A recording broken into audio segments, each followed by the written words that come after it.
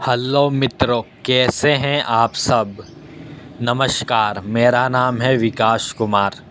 स्वागत है आपके अपने यूट्यूब चैनल माँ ज्ञान गंगे अमृतवाणी में। आज हम आपको बताएंगे बद्रीनाथ धाम के बारे में कुछ रोचक जानकारी।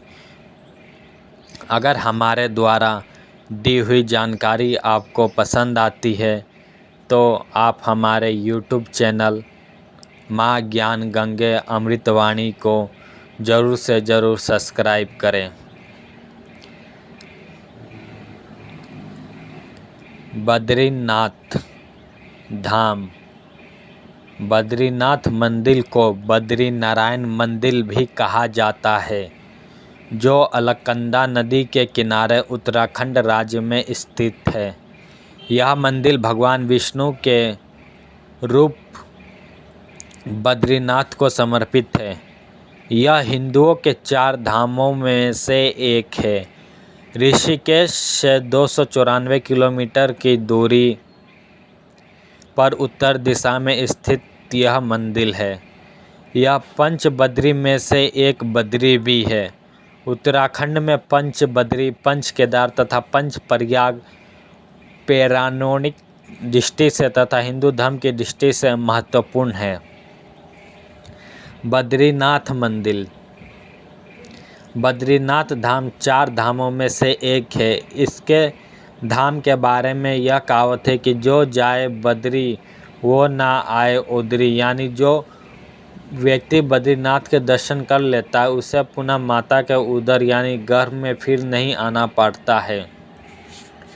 शास्त्रों में बताया गया है कि मनुष्य को जीवन में कम से कम एक बार बद्रीनाथ के दर्शन जरूर करने चाहिए।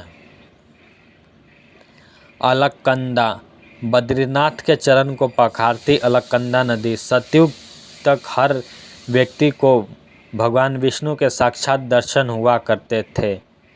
त्रेता युग में यहाँ देवताओं और साधुओं के भगवान के साक्षात दर्शन मिलते थे। द्वापर में जब भगवान श्री कृष्ण रूप अवतार लेने थे उस समय भगवान ने यह नियम बनाया कि अब से यहाँ मनुष्यों को उनके विग्रह के दर्शन होंगे। बद्रीनाथ को शास्त्रों और पुराणों में दूसरा बैकुंठ कहा जाता है।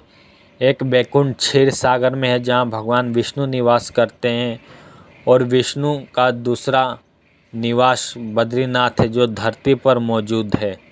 बद्रीनाथ के बारे में यह भी माना जाता है कि यह कभी भगवान शिव का निवास स्थान था, लेकिन विष्णु भगवान ने इस स्थान को शिव भगवान से मांग लिया था। गौमुख। 4 धाम यात्रा में से सबसे पहले गंगोत्री के दर्शन होते हैं। गौमुख जहाँ से गंगा माँ की धारा निकलती है। इस यात्रा में सबसे अंत में बद्रीनाथ के दर्शन होते हैं। बद्रीनाथ धाम 2 पर्वतों के बीच में बसा है।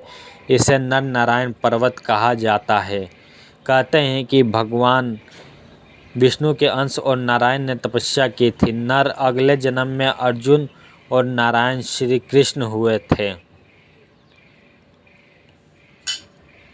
सरस्वती नदी। यह सरस्वती नदी के उद्गम स्थित पर सरस्वती नदी जो बद्रीनाथ से 3 किलोमीटर दूरी पर है।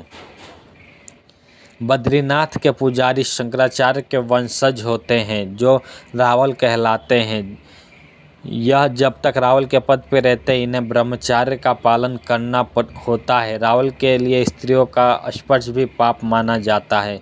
अगर हमारे द्वारा दी हुई जानकारी आपको अच्छी लगी हो तो आप हमारे चैनल माँ ज्ञान गंगे अमृतवाणी को आप ज़रूर से ज़रूर सब्सक्राइब करें। मेरे बंधु भाई सखा दोस्त, धन्यवाद। आप अपना ख्याल रखिए और अपने माता पिता का।